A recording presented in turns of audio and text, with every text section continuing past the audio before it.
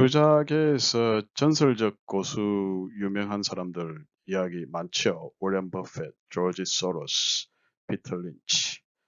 그런데 한국에서도 주식 투자해가지고 몇백만 원으로 출발해서 100억 벌었다는 이야기 실제 많이 들어보셨죠? 에이, 그런 게 어떻게 가능해? 다 뻥이지. 그렇지 않습니다. 오늘은 투자 룰만 잘 지키면 저도 여러분도 충분히 1,000만 원으로 시작해서 100억을 만들 수 있는 그 가능성에 대해서 이야기해 보도록 하겠습니다.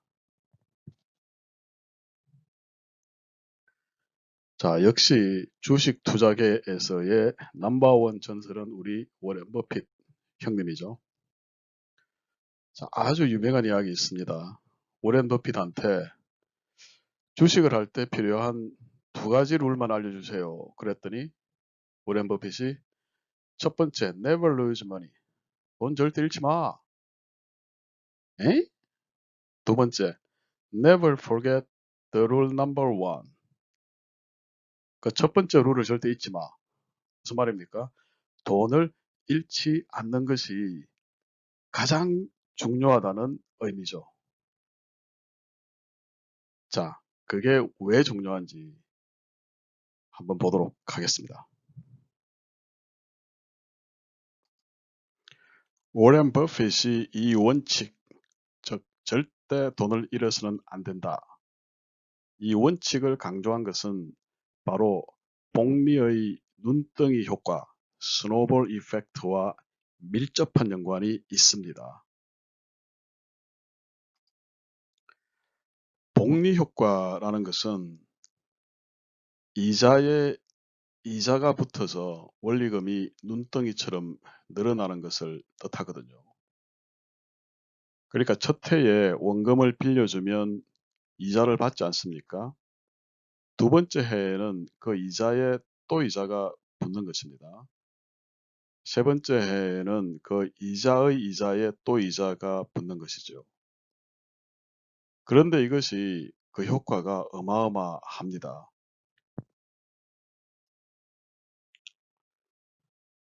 자, 그럼 여러분이 $10,000를 투자해서 한 달에 5% 수익률을 올린다고 한번 가정해 봅시다.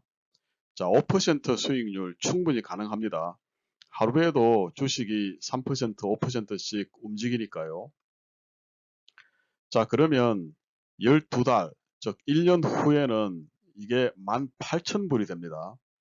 그리고 2년 후에는 32,000불이 되고요.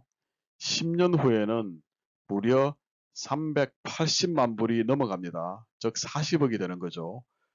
그리고 142개월, 그러니까 11년 후에는 정확히 1,000만 불이 됩니다. 즉 100억 이상 넘게 되는 것이죠. 그래서 옆에 우상단의 그래프를 보면 빨간 커브가 기하급수적으로 증가하는 것을 볼 수 있죠. 이것이 바로 복리 효과가 무서운 것이고 워렌 버핏이 자 50조 이상의 재산을 일군 비결이 되는 것입니다. 자, 돈이 좀 생겨가지고 3,500만 원, 35,000불을 한번 투자해 봐야 되겠다. 그래서 뭐 첫 달에 좀 운이 안 좋았어요. 3%만 잃었어. 3% 별로 안 크죠. 그죠? 그 다음 달에 또 3% 잃었어. 그죠? 하루에도 주식이 5%, 6%씩 움직이니까 3% 잃는 것은 뭐 그렇게 어렵지 않죠. 그러니까 이게 계속 한 달에 3%씩 찔끔찔끔 잃으면 1년 후에는 어떻게 되냐 하면은 24,000불밖에 남지 않아요. 계좌에. 12,000불이 날아가 버렸지. 거의 3분의 1이 날아가 버렸죠. 10년이 지나면 얼마 남는지 아세요? 905불. 90만 원만 남는다고요. 말 그대로 깡통 계좌가 돼버린 거죠. 자, 깡통 계좌 되는 원리가 이렇게 단순하다고. 그죠? 조금 찔끔찔끔 잃기 시작하면 시간이 가면 깡통 계좌가 돼버려. 그죠? 그래서 절대로 잃지 않는 것이 중요하다라는 것이고, 그래서 돈을 잃는다는 것은 이처럼 치명적인 결과를 초래하게 됩니다. 큰 수익, 즉 홈런 한 방을 욕심내다가 돈을 잃는 것보다는 안타로 짧게 쳐서 차곡차곡 수익을 쌓아가야 하는 이유가 여기에 있는 것입니다. 그러면 다 좋은데 지금 미국에서 코로나 바이러스는 급격하게 확산되고 있잖아요. 그리고 테슬라, 아마존 이런 기술주들은 또 많이 올랐다가 코로나 때문에 조정을 보이고 있잖아요. 이런 경우에 대체 어떤 전략을 가져가란 말입니까? 어떤 전략을 가져가야지 잃지 않고 차곡차곡 수익을 쌓아갈 수 있겠습니까? 자, 이런 질문을 당연히 가지실 겁니다. 자, 주식 투자 전략을 크게 두 가지로 나누면 모멘텀 전략이 있고 장기 보유 전략이 있습니다.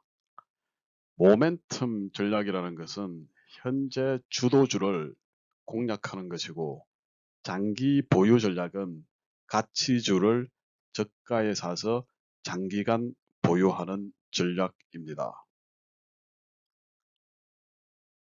현재 시장의 주도주는 테슬라, 아마존 같은 기술주들이죠. 이 기술주들은 모멘텀이 살아있는 한 보유하는 전략입니다. 그런데 여러분, 모멘텀 전략은 단기적으로만 유효하다는 사실을 절대 명심해야 합니다. 모멘텀이 살아있기 때문에 단기적으로 추격 매수도 가능합니다. 그렇지만 보유기간은 단기여야 합니다. 모멘텀이 사라졌다고 생각하는 순간 바로 매도할 수 있어야 합니다. 그러면 테슬라, 아마존 같은 기술주들은 장기 보유하지 말라는 얘기입니까? 그런 이야기가 아닙니다.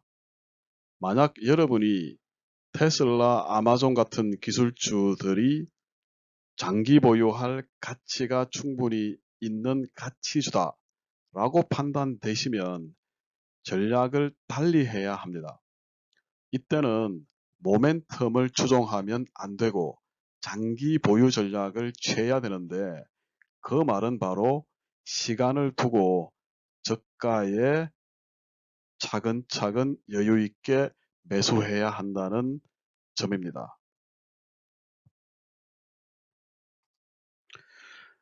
물론 이 시점에 장기 보유 전략에 더욱 적합한 주식들은 코로나 바이러스 사태로 인해서 직격탄을 얻어맞은 종목들입니다.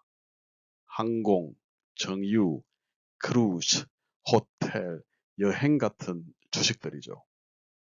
자, 델타 항공이나 로얄 카리비안 크루즈 같은 주식들은 정말 좋은 주식들이죠. 평상시에는. 이런 주식들을 저가에 매수해야 합니다. 어떤 이벤트가 있어서 급등할 때 추격 매수해서는 안 됩니다. 주도주가 아니기 때문이죠. 물론 이것들이 주도주로 바뀌면 그때는 모멘텀 전략이 유효하게 되는 것입니다. 또 한 가지 강조드릴 말씀은 한 종목에 몰빵하는 전략을 쓰면 안 된다는 것입니다. 한 종목에 몰빵하게 되면 그 종목에서 발생하는 리스크에 노출되게 되고 결국 리스크가 극대화되게 됩니다. 그래서 심리적으로 굉장히 불안하게 되는데요. 오르면 오르는 대로, 내리면 내리는 대로 심리적으로 안정감을 취하지 못하게 됩니다. 자, 자기 직업이나 일에 대한 집중도 못하게 되고요. 이 심리적 불안감, 이걸 케인즈는 애니멀 스피리트라고 했는데요. 이것은 투자의 가장 큰 독이 됩니다. 그래서 몰빵하면 안 됩니다. 그러면 어떻게 해야 하느냐? 자, 몰빵하지 말고 분산 투자하는 전략을 취하라는 것입니다. 자, 분산 투자하면 말이 어려운 것 같은데 간단합니다. 한 종목만 담지 말고 두 종목 이상을 여러분의 포트폴리오에 넣어두라는 얘기입니다. 제가 볼 때는 개인 투자자 입장에서는 5종목 정도 보유하는 것이 적당하지 않나 그런 생각이 듭니다. 자, 분산 투자를 여러 업종에 걸쳐서 하면 더욱 효과적이겠죠. 그런데 이렇게 하게 되면 평균 수익률이 떨어질 수 있습니다. 그래서 여러분이 리스크와 리턴을 동시에 관리하고 싶고, 그리고 어떤 한 업종, 기술주 같은 업종에 집중 투자하고 싶으시다면 그렇게 하더라도 기술주 안에서 몇 개 종목에 나눠서 투자하시면 되는 것입니다. 가령 테슬라, 아마존, 샤피파이, 그리고 넷플릭스, 몇몇 반도체 종목들, 엔비디아, 퀄컴 이런 종목들에 나눠서 투자하면 되는 것이죠. 이제까지 개인 투자자들이 적용할 수 있는 주식 투자 전략에 대해서 간단하게 말씀을 드렸습니다. 이러한 투자 전략은 사실 저의 30년이 넘는 주식 투자 경험, 그리고 제가 학계에서 파이낸스 PhD를 받고 지금 미국 대학에서 실제 투자론을 강의를 하고 있습니다. 이런 연구에서 나온 그런 값진 경험에서 나온 전략입니다. 질문이 있으시면 밑에 댓글로 남겨두세요. 제가 성심성의껏 답변하도록 하겠습니다. 바쁘신 와중에 이렇게 제 영상 청취해 주셔서 대단히 감사드립니다. 도움이 되셨다면 구독 정중히 부탁드립니다. 좋은 하루 되십시오.